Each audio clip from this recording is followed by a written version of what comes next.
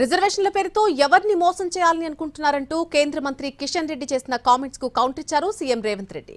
చట్టంలో ఏముందో ముందు చదవండి అంటూ కిషన్ రెడ్డికి సూచించారు. అవగాహన లేకుండా మాట్లాడుతున్నారంటూ చురకలంటించారు. ఆడ అసెంబ్లీలో రికార్డు ఉంటుంది. కిషన్ రెడ్డి కాదు కదా, కిషన్ రెడ్డి గారు ఏమైనా అసెంబ్లీ సెక్రటరీనా?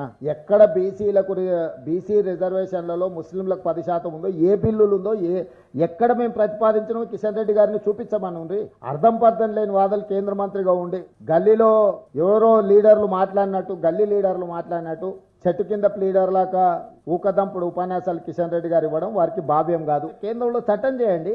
మీ చేతిలో ప్రభుత్వం ఉంది. మీరు చట్టాలు చేయొచ్చు, మీరు శాసనాలు చేయొచ్చు, మీరు ఏమేం చేస్తారో చేయండి. మీరు బహానాలు ఎత్తుకండి. మీ బహానాలు అన్ని కూడా బీసీలను దెబ్బతీయడానికి ఉపయోగపడుతున్నాయి తప్ప బీసీలకు మేలు జరగడానికి లేదు. నేను సింపుల్గా డిమాండ్ చేస్తున్నా, ఓబీసీ రిజర్వేషన్లు 42% పెంచాలి. ఇది మా విధానం.